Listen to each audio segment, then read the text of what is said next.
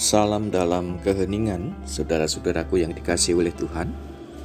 Kita memasuki ruang hening 148 dengan judul Bernazar. Mari kita berdoa bersama. Puji syukur Tuhan, kami wujud nyatakan di dalam kehidupan kami ketika kami menghayati setiap kasih-Mu yang penuh dengan kuasa. Engkau menguatkan kami, Engkau menghibur kami, dan Engkau senantiasa memelihara kehidupan kami.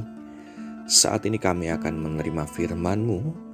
Berfirmanlah, kami siap untuk mendengarkannya dan juga melakukannya. Dalam nama Yesus Kristus kami berdoa. Haleluya. Amin.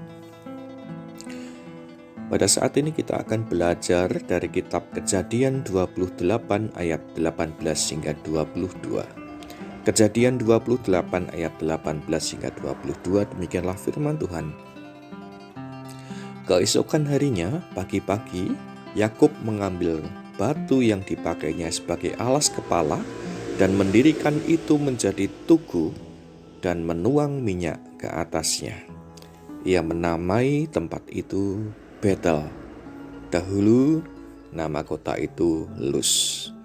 Lalu bernazarlah Yakub, jika Allah akan menyertai dan akan melindungi aku di jalan yang kutempuh ini, memberikan kepadaku roti untuk dimakan dan pakaian untuk dipakai, sehingga aku selamat kembali ke rumah ayahku, maka Tuhan akan menjadi Allahku. Dan batu yang kudirikan sebagai tugu ini akan menjadi rumah Allah.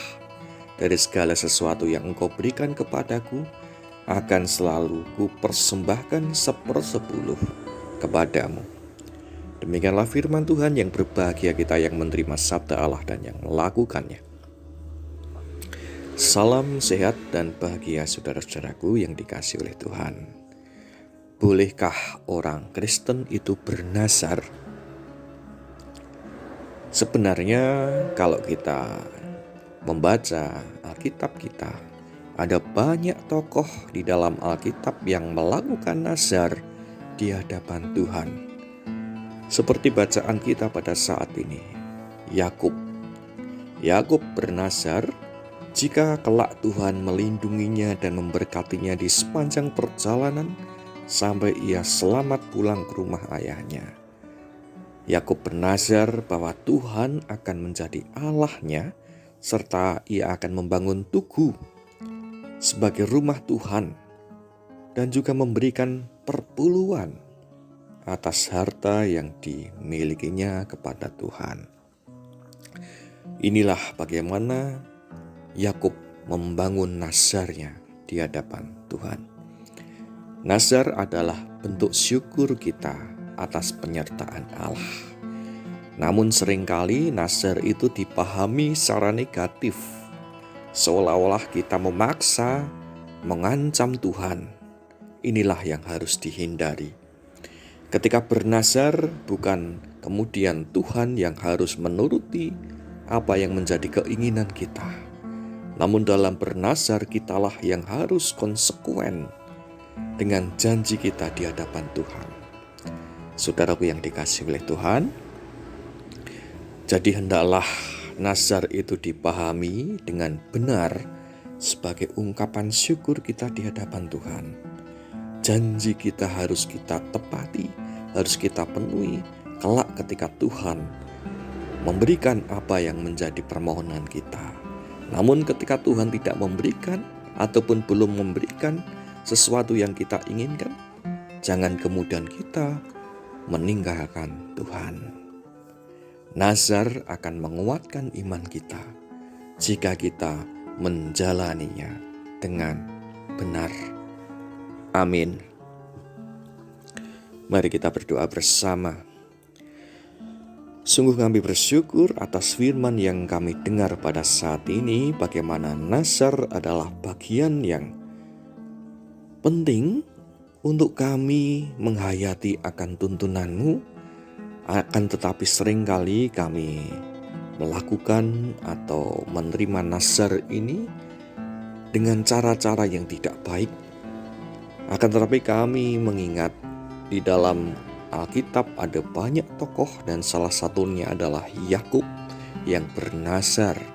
Dan di dalam nazarnya itu membuat Yakub semakin yakin bahwa penyertaanmu adalah penyertaan dari Allah, sumber kekuatan. Dengan nazar, Yakub semakin dikuatkan dan diteguhkan imannya.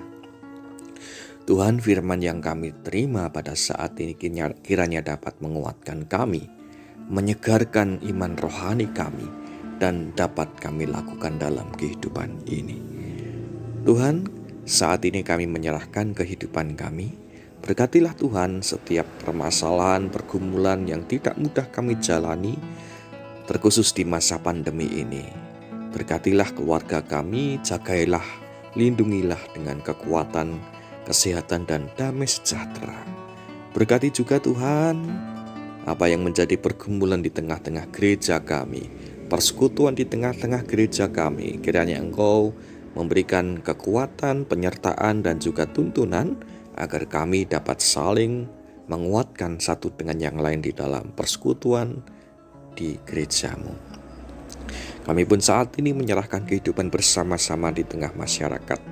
Berkatilah Tuhan, terkhusus para juru rawat, para dokter, para tenaga ahli medis, di mana mereka berjuang untuk memulihkan keadaan ini dari pandemi COVID-19.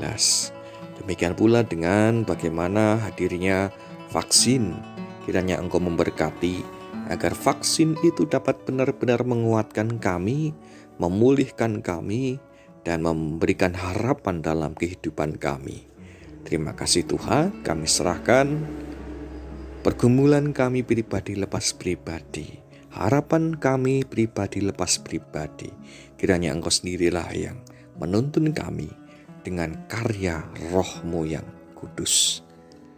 Doa ini kami panjatkan di dalam nama Tuhan Yesus Kristus, Juru Selamat kami yang sejati. Haleluya. Amin.